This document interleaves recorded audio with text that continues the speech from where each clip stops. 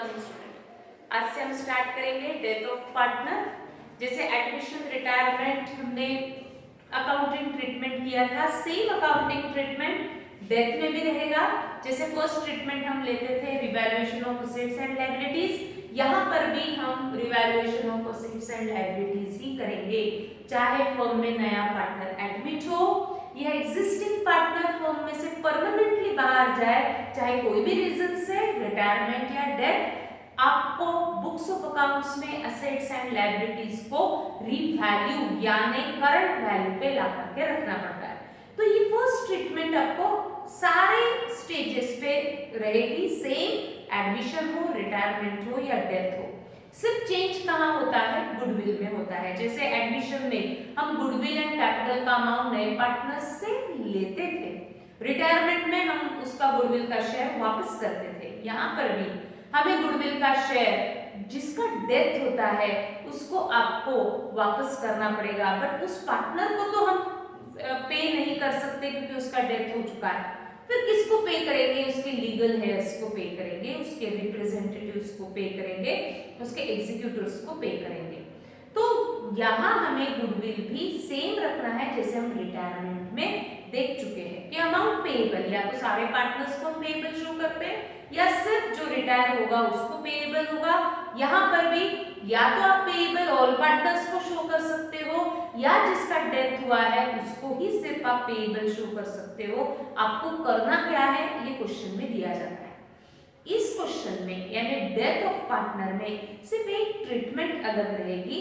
क्या है ये अलग ट्रीटमेंट, ये आज हम देखेंगे डेथ में। तो मैंने जैसे आपको कहा था पेज 190 क्वेश्चन 2 के लिए रूलिंग कंप्लीट करना है, तो मैंने बोर्ड पे भी कंप्लीट किया हुआ है, आपके कॉपी में भी कंप्लीट है।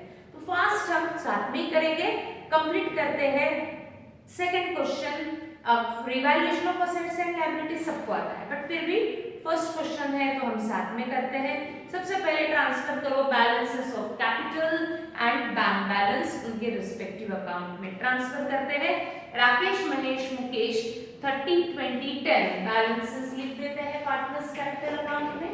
बैलेंस ड्रॉप डाउन 30,000, 20,000 एंड 10,000, ये सेम स्टेज, हर स्टेज पे ये सेम रहता है। देन बैंक बैलेंस ट्रांसफर करते हैं बैंक अकाउंट में on the debit side to balance drop down. Bank balance is 14,000, तो लिखते हैं अमाउंट 14,000। देन चेक करो whether any reserve or P&L account is given in question or not। Liability में अगर मैं चेक करती हूँ ना जनरल रिजर्व है ना रिजर्व फंड है ना P&L है।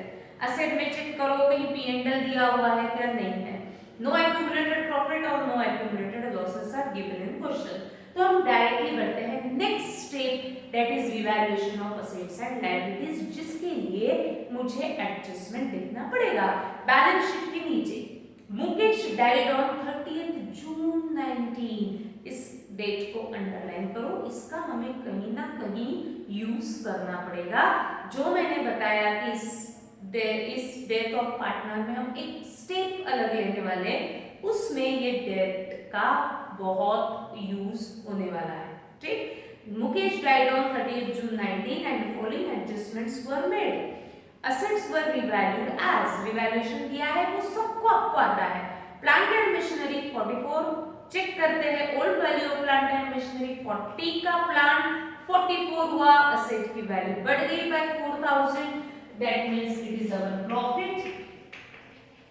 पोस्ट करते हैं P&L एडजस्टमेंट के क्रेडिट में by plant and machinery account 4,000, plant and machinery revised figure on the asset side, old value 40 increased by 4,000, that means revised figure of plant and machinery in revised balance sheet at 44,000.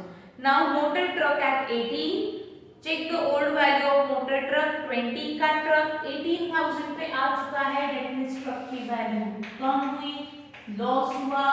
P&L adjustment के debit में 2000 से value reduce हुई।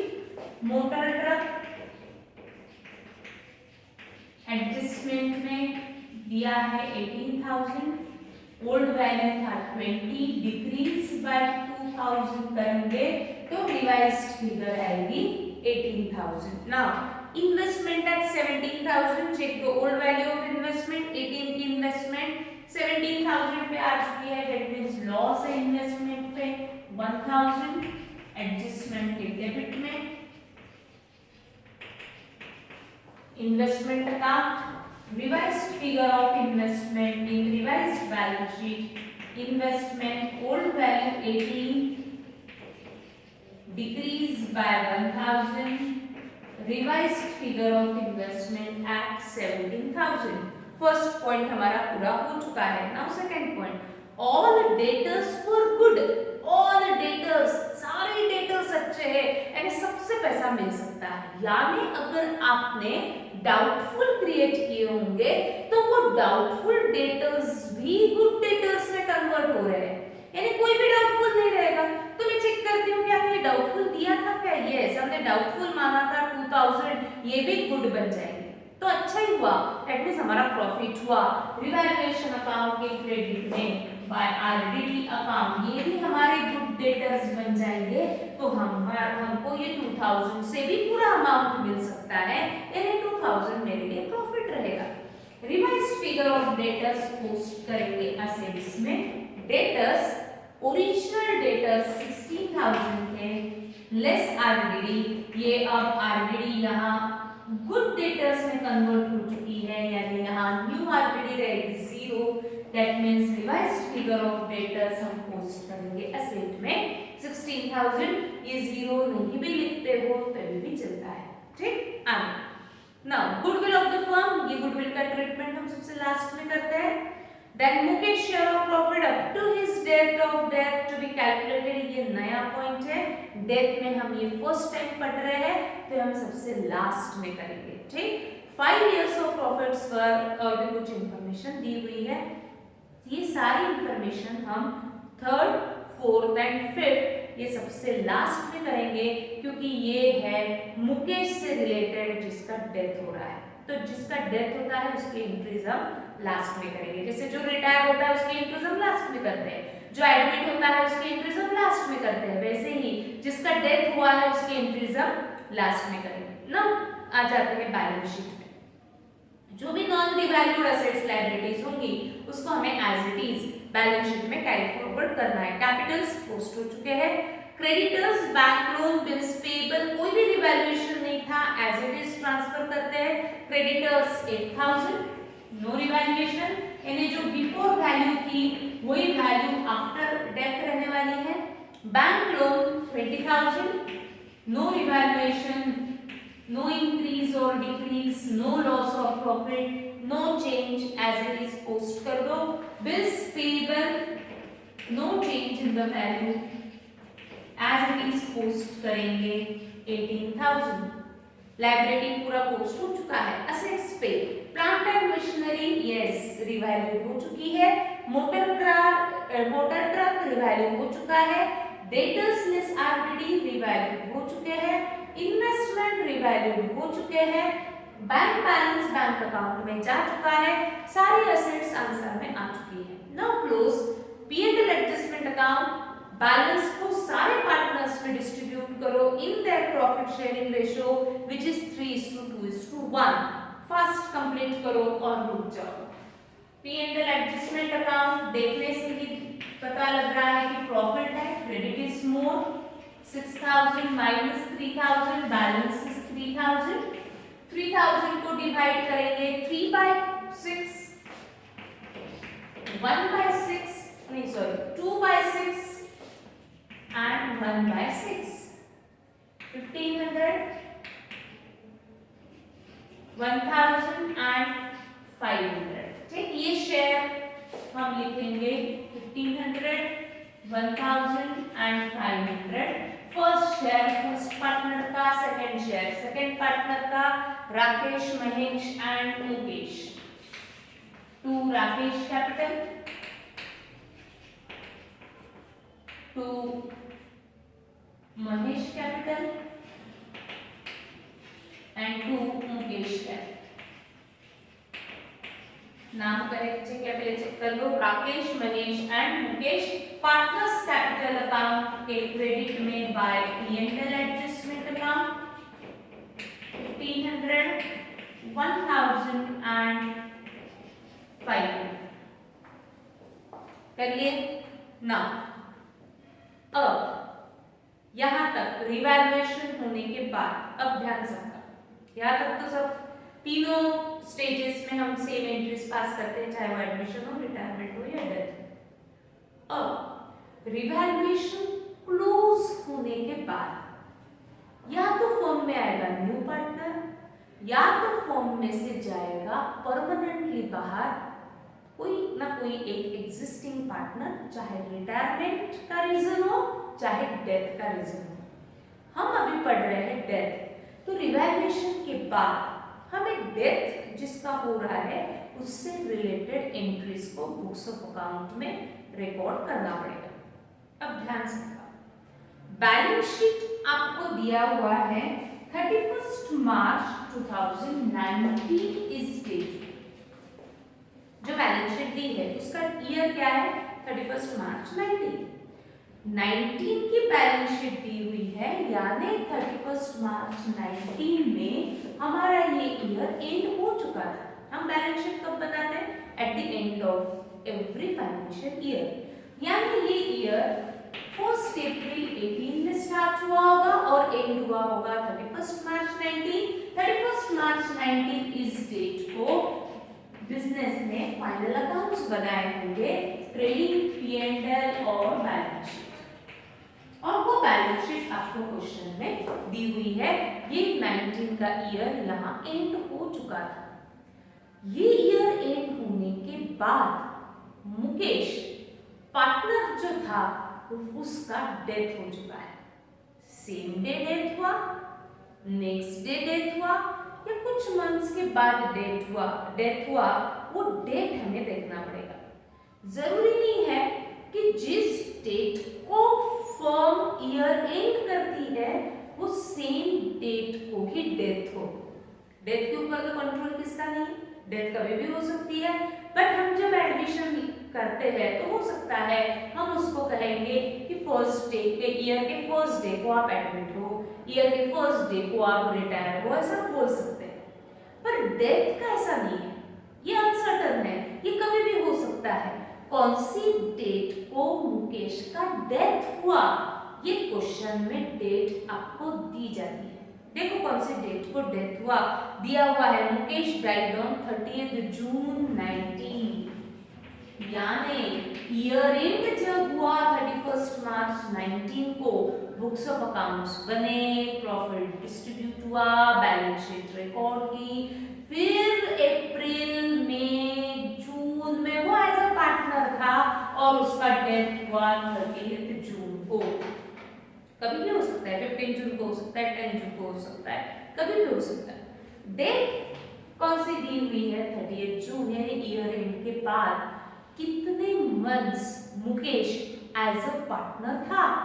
मार्च 19 में सारे final accounts बन चुके थे, फिर हमारा नया ईयर स्टार्ट हुआ अप्रैल 19, मई 19 एंड जून 19। 30 दिया है यानी जून पूरा वो एज अ पार्टनर उसने फर्म में काम किया, यानी ईयर एंड के बाद वो 3 मंथ्स एज अ पार्टनर था और फिर वो पार्टनरशिप फर्म में से परमानेंटली बाहर गया। उसका रीजन क्या है? उसका डेथ हो चुका है। तो 3 मंथ्स वो एज अ पार्टनर था, ये कंसेप्ट दिमाग में फिट रखना है, इसका हमें कहीं ना कहीं यूज करना है।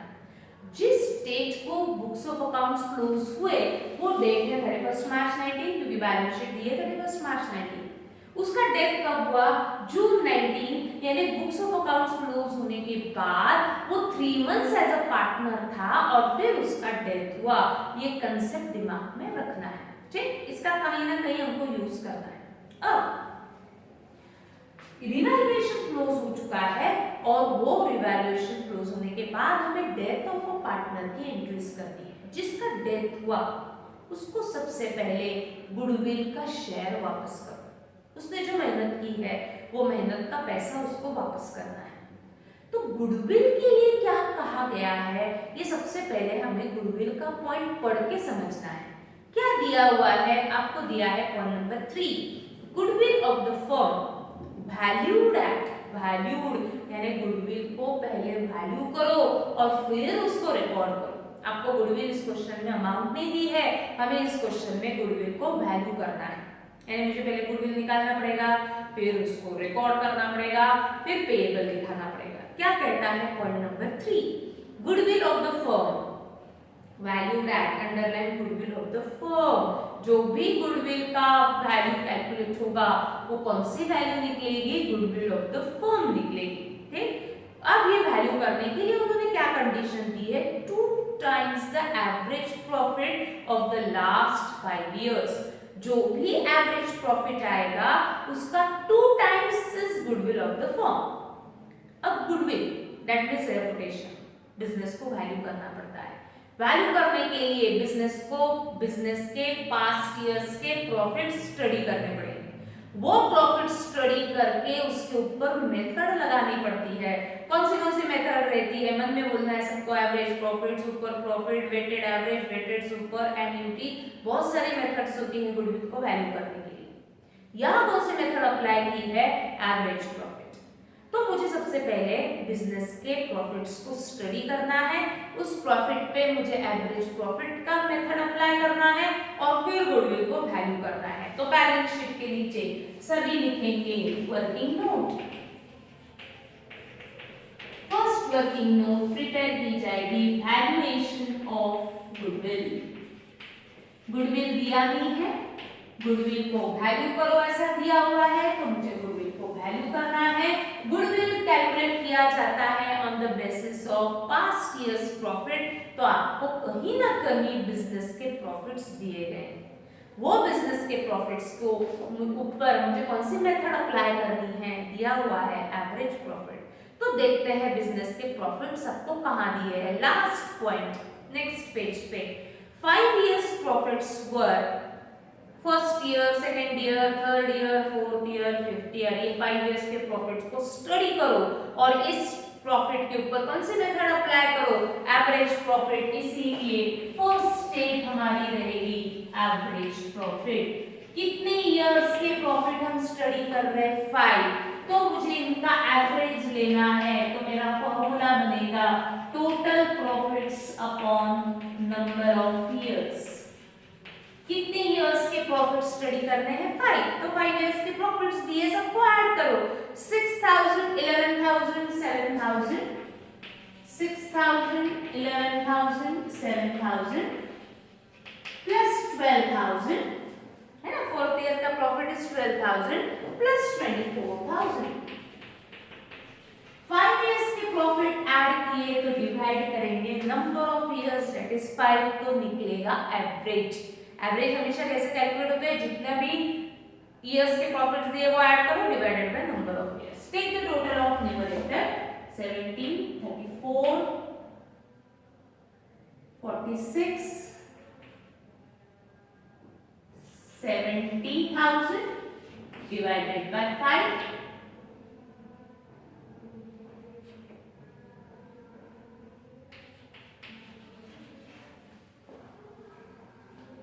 no,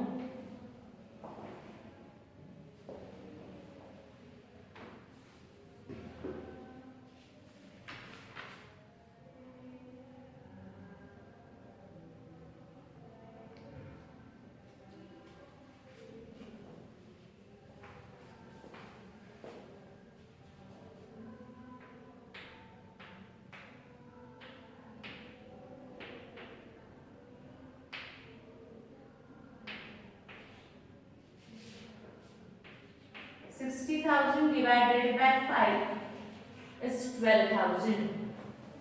Yes, ये आया आपका average profit. On an average ये फर्म प्रॉफिट अर्न करती है 12,000, बट ये एवरेज प्रॉफिट की बेसिस पे मुझे गुडविल निकालना है।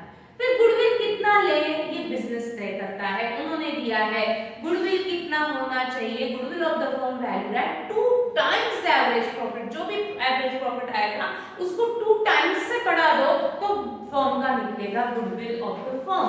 तो सेकंड स्टेप में हम लेंगे गुडविल ऑफ द फर्म,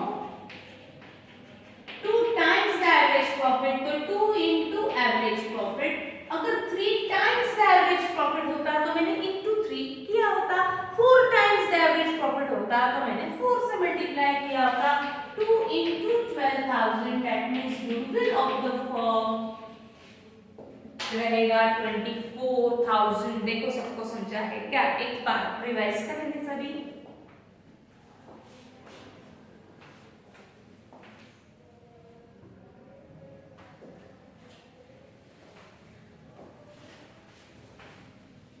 पहले तो गुडविल दिया नहीं था, वो हमको कैलकुलेट करना है। कैलकुलेट करने के लिए 5 इयर्स के प्रॉफिट को स्टडी करो ऐसा उन्होंने कहा। उस प्रॉफिट पे एवरेज प्रॉफिट मेथड अप्लाई करो, तो मैंने एवरेज प्रॉफिट कैलकुलेट किया। ऑन एन एवरेज ये फर्म 12,000 का प्रॉफिट अर्न करती है। फिर गुडविल कितना लेना है? 2 टाइम्स द एवरेज प्रॉफिट, तो मैंने उसको 2 से बढ़ा दिया, तो गुडविल ऑफ द फर्म आया 24,000। अब ये गुडविल ऑफ द फर्म है, यानी इसमें सारे पार्टनर्स का शेयर है। इसमें राकेश का भी है, महेश का भी है, मुकेश का भी है। तो गुडविल हमेशा बिजनेस क्या करती है? फर्म को देती, पार्टनर को देती है, क्योंकि ये उनके मेहनत का पैसा है। तो पार्टनर को सबको देना है या सिर्फ जिसका डेथ हुआ उसको देना है, ये क्वेश्चन में दिया जाता है। तो थर्ड पॉइंट में ऐसा दिया है क्या कि only Mukesh share is to be raised है पेएबल, सिर्फ मुकेश को पेएबल दिखाओ, ऐसा कहीं पे मेंशन है क्या गुडविल के लिए? पहले पढ़ लेते हैं। Goodwill of the firm be valued at 2 times the average profit of the last 5 years, no goodwill account to be shown in the books of the firm. पर ऐसा कहीं भी नहीं दिया कि पेएबल सिर्फ मुकेश को दिखाओ। तो मुझे पेएबल क्या करना पड़ेगा? सबको दिखाना पड़ेगा, क्योंकि ये पूरे फर्म का गुडविल है, इसमें सारे पार्टनर्स का शेयर है, तो मुझे सारे पार्टनर्स को पेएबल दिखाना पड़ेगा। और इसीलिए मेरी पेएबल की एंट्री रहेगी credit to money is payable to all partners, तो उन सबको मुझे क्रेडिट करना पड़ेगा to first partner is Rakesh capital, Mahesh capital and Mukesh capital. सारे पार्टनर्स को पेएबल दिखाएंगे क्योंकि ये गुडविल ऑफ द फर्म है। डेबिट करेंगे गुडविल अकाउंट, एंट्री बनेगी goodwill account debit to Rakesh, Mahesh, Mukesh, तीनों में डिवाइड करना पड़ेगा तो रेशियो रहेगा। एंड रेशियो दिया हुआ है 3:2:1, तो डिवाइड करते हैं 24,000 को 3:2:1 यानी 3/6, 2/6 and 1/6।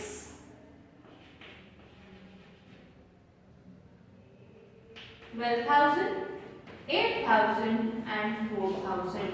लिखते हैं 12,000, 8,000 and 4,000, that is goodwill amount is payable to all partners। क्यों? क्योंकि ये गुडविल ऑफ द फर्म दिया है, सिर्फ मुकेश को पेएबल दिखाओ ऐसा कहीं भी नहीं दिखा, तो हमने सारे पार्टनर्स को पेएबल दिखाया। बट आपको आगे उस सेंटेंस में और भी कुछ दिया है, no goodwill account is shown in the books of the firm. Goodwill नाम का अकाउंट बुक्स ऑफ अकाउंट में दिखना ही नहीं चाहिए, यानी जो डेबिट हुआ उसको मुझे कैंसिल करना पड़ेगा, और कैंसिल करने के लिए हम गुडविल को करेंगे क्रेडिट। तो goodwill account credit 24,000, but debit करने के लिए किया जाता है रिमेनिंग पार्टनर्स, क्योंकि ये कैंसिलेशन होता है आफ्टर डेथ ऑफ पार्टनर। तो कैंसिल करने के लिए गुडविल को मैंने क्रेडिट किया, डेबिट मुझे पार्टनर को करना पड़ेगा, बट सारे पार्टनर्स को नहीं, हम डेबिट करेंगे सिर्फ रिमेनिंग पार्टनर्स को, that is Rakesh and Mahesh. हमेशा तो मुझे इन दोनों में डिवाइड करने के लिए रेशियो लगेगा। कोई रेशियो दिया है क्या? रिटर्न ऑफ इस रेशियो में करो, कुछ भी नहीं, तो उनके बीच में जो रेशियो होगा उन रेशियो में मुझे डिवाइड करना पड़ेगा।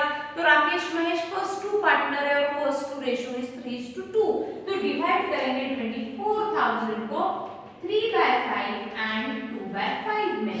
डिवाइड करो, पहले 5 से डिवाइड कर लेते हैं।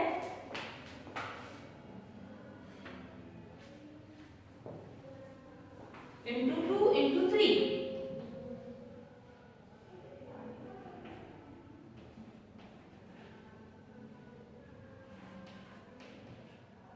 14,400 and 9,600. ठीक, तो अब हम इसको पोस्ट कर देते हैं गुडविल अकाउंट के डेबिट में, बट गुडविल अकाउंट हमने ओपन नहीं किया। सारे पार्टनर्स के क्रेडिट में बाय गुडविल। फर्स्ट गुडविल की एंट्री में 12,000, 8,000 एंड 4,000। राकेश महेश के डेबिट में 2 गुडविल, फर्स्ट 2 पार्टनर्स है 14,400 एंड 9,600। ठीक, बुक में जो आंसर दिया है उसमें उन्होंने 2 एंट्री को कंबाइंड एंट्री करके इफेक्ट दिखाया है, बट हम कंबाइंड डिफिकल्ट जाता है तो पहले हमने रेज दिखाया टू ऑल पार्टनर्स क्योंकि गुडविल ऑफ द फर्म था, एंड फिर उसको राइट ऑफ करने के लिए कहा तो जो गुडविल डेबिट हुआ उसको कैंसिल करने के लिए हमने क्रेडिट किया, बट कैंसिलेशन की एंट्री में डेबिट करेंगे रिमेनिंग पार्टनर्स को, इसलिए डेबिट किया राकेश एंड महेश को। ठीक, तो इस तरीके से हमने 2 एंट्रीज पास की। हमने कोई भी कंबाइंड एंट्री इस गुडविल के लिए रिकॉर्ड नहीं की क्योंकि वो डिफिकल्ट जाती है। ठीक, तो बुक में नेट इफेक्ट उतना ही है जैसे हमने किया हुआ है ना। अब एक और पॉइंट है, पॉइंट नंबर 4। पहले आप पढ़ो और आपको क्या एक्सप्लेनेशन दिमाग में फिट करना है पहले आप सोचेंगे, और जो आपने सोचा मेरे एक्सप्लेनेशन देने के बाद देखो कि आपने करेक्ट सोचा या आप कुछ अलग सोच रहे हो। देखो पॉइंट नंबर 4, सभी अच्छे से पहले सोचेंगे पॉइंट नंबर 4 पे, फिर मैं उसको एक्सप्लेन करती हूँ।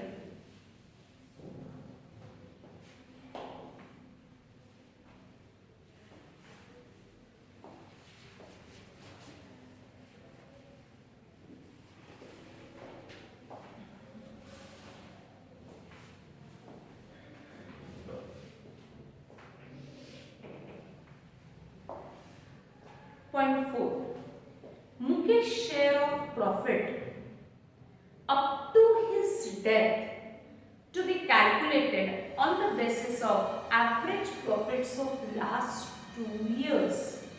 देखो समझाए, Mukesh share of profit up to the date of his death. मैंने कुछ एक्सप्लेनेशन आपको पहले बताया था, ईयर एंड कब हो रहा, उसका डेथ कब हो रहा, आ गया, रिकलेक्ट किया। is to be calculated on the basis of average profit of last 2 years। ये नहीं समझा है मुझे मालूम है। अब इस पूरे एडजस्टमेंट का क्या मीनिंग है अच्छे से समझना है। हमने ईयर एंड कर दिया था 31 मार्च 19 को और उस ईयर की आपको बैलेंस शीट भी दी हुई है। मुकेश का डेथ हुआ बट इमीडिएट नेक्स्ट डे नहीं हुआ, मुकेश का डेथ हो रहा है 30 जून 19 को, यानी मुकेश इस फर्म में ईयर एंड होने के बाद 3 मंथ्स एज अ पार्टनर उसने काम किया और फिर उसका डेथ हुआ जून में। तो 3 मंथ्स जो इस फर्म में उसने काम किया, तो ये 3 मंथ्स का जो भी प्रॉफिट होगा वो प्रॉफिट का शेयर फर्म को मुकेश को देना पड़ेगा, क्योंकि वो 3 मंथ्स पार्टनर था ना, तो 3 मंथ्स का प्रॉफिट जो भी होगा वो प्रॉफिट मुकेश को देना पड़ेगा। मुकेश को देना है या उसके लीगल हेयर्स को देना है। अब ये 3 मंथ्स का प्रॉफिट मुझे कैलकुलेट करना पड़ेगा, बट मेरे लिए प्रैक्टिकल डिफिकल्टी क्या होती है कि प्रॉफिट निकलता है P&L से। यस, बट P&L अकाउंट कभी भी मन मर्जी रही तब नहीं बनाया जाता। P&L हमेशा बनाया जाता है eight the end of financial year. 31 मार्च 19 को P&L बन चुका था, उसका प्रॉफिट मुकेश को हम दे चुके थे, बट उसके बाद 3 मंथ्स के बाद उसका डेथ हुआ, तो मैं P&L जून में तो नहीं बना सकती, क्योंकि P&L ये हमेशा at the end of the year ही बनता है। तो एक्चुअल P&L ओपन करके मैं प्रॉफिट को कैलकुलेट नहीं कर सकती, तो मुझे कुछ तो भी दूसरा ऑप्शन ढूंढना पड़ेगा, क्योंकि उसका प्रॉफिट का शेयर तो मुझे देना ही है। वो 3 मंथ्स पार्टनर था तो 3 मंथ्स का प्रॉफिट का शेयर उसको दे मिलना ही चाहिए। बट मैं P&L बना के कैलकुलेट नहीं कर सकती क्योंकि P&L जून जुलाई अगस्त नहीं बनता, P&L बनता है सिर्फ मार्च में। तो मैं जून में P&L बना के उसका प्रॉफिट का शेयर कैलकुलेट नहीं कर सकती, ये मेरे लिए प्रैक्टिकल डिफिकल्टी है। तो मैंने ऑप्शंस ढूंढे, कुछ ना कुछ अजम्पशन मुझे लेना पड़ेगा कि हाँ ये 3 मंथ्स का इतना प्रॉफिट हो सकता है। तो वो ऑप्शन उन्होंने आपको दिया हुआ है कि आप क्या अजम्पशन लो, तो आपको वो अजम्पशन क्या लेना है ये दिया हुआ है। पढ़ते हैं, Mukesh share of profit up to his date of his death, जून तक का प्रॉफिट उसको मुझे देना है, इज टू बी कैलकुलेटेड। वो कैलकुलेट करो बट P&L ओपन करके नहीं, on the basis of average profit of last 2 years.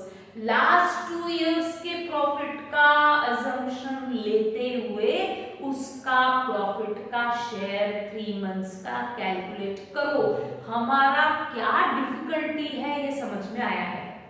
Mukesh year and के बाद 3 मंथ्स एज अ पार्टनर था, तो वो 3 मंथ्स में जो भी प्रॉफिट बिजनेस ने कमाया होगा वो प्रॉफिट का शेयर उसको देना पड़ेगा। बट प्रॉफिट कैलकुलेट करने के लिए ओपन किया जाता है P&L अकाउंट। बट P&L में जून में उसका डेथ हुआ तो जून में मैं P&L नहीं बना सकती, P&L कब बनता है? मार्च में। तो मैं P&L ओपन करके उसका प्रॉफिट कैलकुलेट नहीं कर सकती, तो मुझे दूसरे ऑप्शंस ढूंढने पड़ेंगे, मुझे कुछ ना कुछ अजम्पशन लेना पड़ेगा। तो वो अजम्पशन क्या लो? Average profit of last 2 years, last 2 years का एवरेज प्रॉफिट लो और उस बेसिस पे ये 3 मंथ्स का प्रॉफिट कैलकुलेट करो। अजम्पशन है, तो अजम्पशन लेके मुझे ये प्रॉफिट का शेयर उसको देना पड़ेगा। तो लास्ट 2 इयर्स के एवरेज प्रॉफिट का अजम्पशन लो, इसीलिए बनाते हैं second working note, calculation of profit, calculation of profit up to the date of his death। उसके डेथ तक का प्रॉफिट मुझे कैलकुलेट करना पड़ेगा। बट प्रॉफिट कैलकुलेट करने के लिए हम P&L नहीं बनाएंगे, हमको अजम्पशन लेना है। तो अजम्पशन क्या लो? 2 इयर्स का एवरेज प्रॉफिट, लास्ट 2 इयर्स का एवरेज प्रॉफिट, इसीलिए फर्स्ट स्टेप रहेगी एवरेज प्रॉफिट। लास्ट 2 इयर्स चाहिए, देखो आपको प्रॉफिट्स दिए हुए हैं ना, उसमें से लास्ट 2 को मुझे लेना है। लास्ट 2 अगर मैं देखती हूँ तो 24,000 एंड 12,000, तो हम लिखेंगे 12,000 प्लस 24,000 डिवाइडेड बाय 2। इसका एवरेज लेना है ना मुझे, तो इसलिए मैंने दोनों प्रॉफिट ऐड किए, डिवाइडेड बाय 2 प्रॉफिट ऐड किए, इसलिए 2 किया। तो take the total of numerator is 36,000 divided by 2, that means 18,000।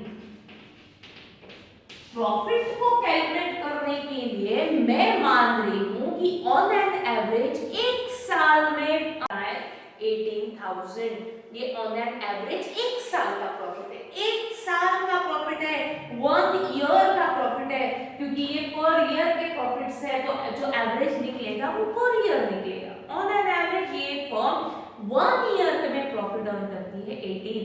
क्या मैं मुकेश को पूरे 1 ईयर का प्रॉफिट दूं, या वो जितने मंथ्स था उतने ही देना पड़ेगा? कितने मंथ्स वो था फर्म में? 3 मंथ्स का, तो मुझे 3 मंथ्स का प्रॉफिट उसको देना पड़ेगा। तो हमें कैलकुलेट करना पड़ेगा 3 मंथ्स प्रॉफिट। ये एवरेज प्रॉफिट के बेसिस पे ही मुझे 3 मंथ्स का प्रॉफिट कैलकुलेट करना है। तो 18,000 into 3/12, 3 मंथ्स में वो फर्म में था तो 3 मंथ्स का ही प्रॉफिट मिलेगा, पूरे साल भर का नहीं मिलेगा। तो 18,000 into 3/4 कैलकुलेट अगर मैं करती हूँ, 3/12 अगर मैं कैलकुलेट करती हूँ, 4 4 16, that means 4,500। this is 3 months profit of the firm। Firm का प्रॉफिट है, ऐसा मैं क्यों बोल रही हूँ? क्योंकि ये 12,000 पूरे फर्म का था, ये 24,000 पूरे फर्म का था, तो जो 18,000 आया वो पूरे फर्म का था, यानी ये 4,500 3 मंथ्स का आया वो पूरे फर्म का है। बट मुझे सबको नहीं बांटना है ना प्रॉफिट, जिसका डेथ हुआ उसको ही देना है। तो मुझे ये पूरे फर्म में मुकेश का शेयर कैलकुलेट करना पड़ेगा और फिर मैं मुकेश का शेयर निकालती हूँ, मुकेश शेयर इन प्रॉफिट। 4500 ये पूरे फर्म का 3 मंथ्स का प्रॉफिट है, बट हमें सिर्फ मुकेश को देना है तो मुकेश का शेयर कैलकुलेट करना पड़ेगा। मुकेश का शेयर कितना है 3:2:1 में से मुकेश थर्ड नंबर का पार्टनर है तो 1/6, तो 4500 इंटू 1/6 अगर मैं कैलकुलेट करती हूँ 6 7 42 and 6 5 30, that means 750 हो सकता है 3 मंथ्स का प्रॉफिट होगा, उसमें मुकेश का शेयर इज 750। ठीक, देखो हमने क्या किया, ईयर एंड होने के बाद Mukesh 3 months as a partner था, तो वो 3 मंथ्स में जो भी बिजनेस ने प्रॉफिट कमाया होगा वो 3 मंथ्स का प्रॉफिट का मुकेश का शेयर, मुकेश के लीगल हेयर को हमें देना पड़ेगा। तो ये 3 मंथ्स का प्रॉफिट कैलकुलेट करने के लिए हम पी एंड एल अकाउंट नहीं बना सकते, क्योंकि पी एंड एल अकाउंट बनता है ईयर एंड को। तो ईयर एंड तो नहीं हुआ जून में, तो मैं पी एंड एल की मदद से प्रॉफिट कैलकुलेट नहीं कर सकती, तो मुझे कुछ ना कुछ अजम्पशन लेना है।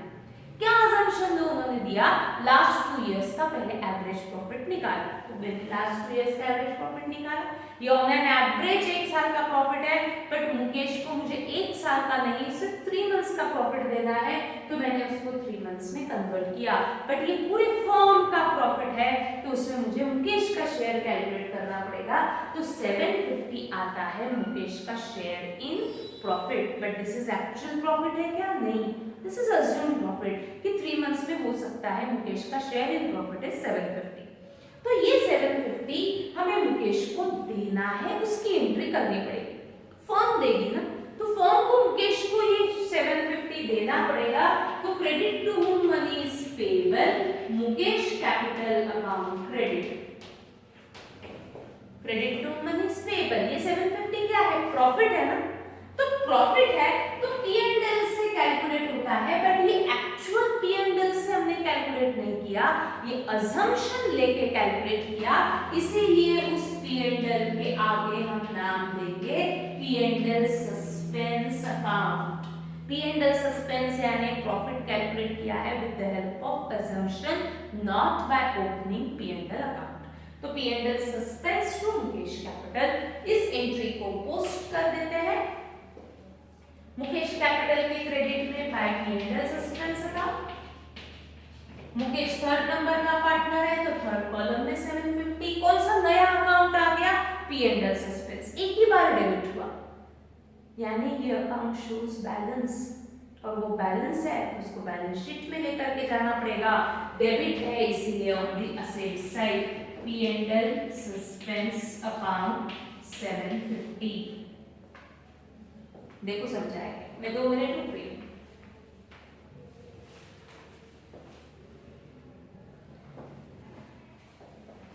जो भी पार्टनर का डेथ होता है उसका प्रॉफिट का शेयर उसको देना है till the date of his death. Retirement में ऐसा क्यों नहीं किया, क्योंकि ईयर एंड एंड रिटायरमेंट का डेथ सेम ही होता था, इसलिए उसको एडिशनल प्रॉफिट हम नहीं देते थे। यहाँ ईयर एंड के बाद 3 मंथ्स तक उसने काम करने के बाद उसका डेथ हुआ तो 3 मंथ्स का प्रॉफिट उसको हमें देना पड़ेगा, बट 3 मंथ्स 4 मंथ्स 5 मंथ्स हम कभी भी पी एंड एल नहीं बना सकते, तो मुझे अजम्पशन लेना है। अजम्पशन उन्होंने दिया है कि एवरेज प्रॉफिट लो ले लिया, पूरे साल भर का आया, 3 मंथ्स का देना है, 3 मंथ्स में कैलकुलेट किया, इस प्रॉफिट में सारे पार्टनर्स का शेयर है तो मुकेश का कैलकुलेट किया और मुकेश को दे दिया।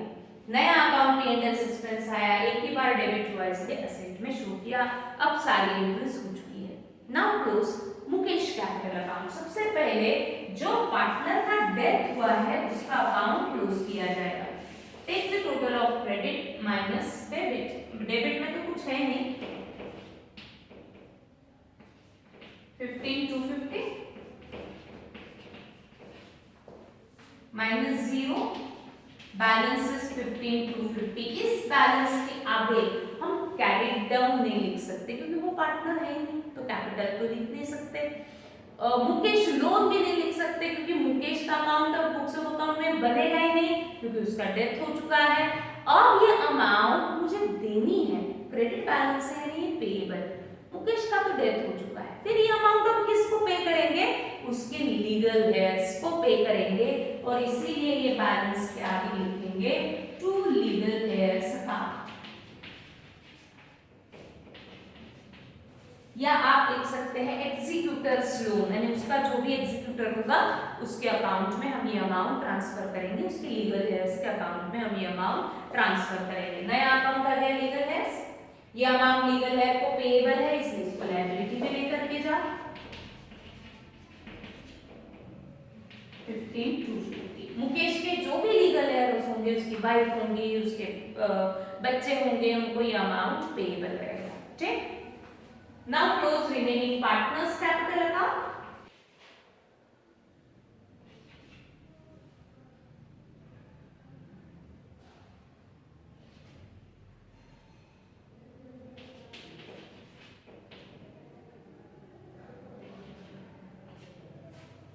$29,100 and $19,400 इनके बैलेंसेस हमें दिखाना पड़ेगा as capital in balance sheet. First share है Rakesh and Manish,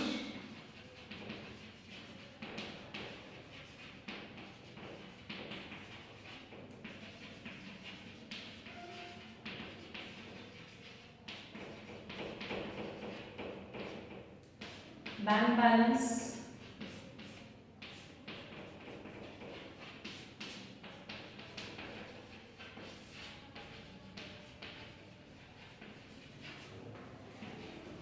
bank balance on the asset side as it shows debit balance। take the total of balance sheet, देखो टैली हो रही है।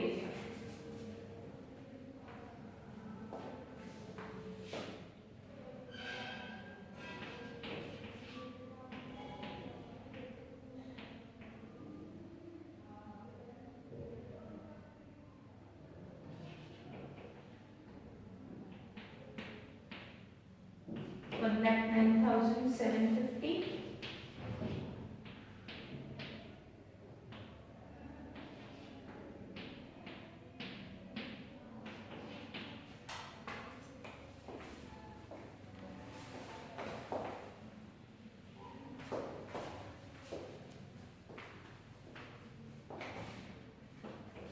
$1,09,750 पे ये अकाउंट बैलेंस शीट टैली हो रही है। सिर्फ एक ही पॉइंट अलग था, दैट इज प्रॉफिट।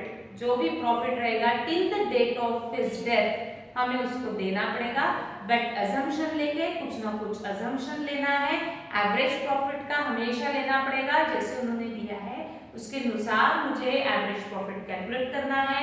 वो एवरेज प्रॉफिट पूरे ईयर का रहेगा, उसमें जितने मंथ्स उसने काम किया उतने मंथ्स का, और उसमें उसका शेयर देना पड़ेगा। ठीक, तो ये एक ही पॉइंट पे हमें प्रैक्टिस करना है, कल बढ़ेंगे आगे। Thank you.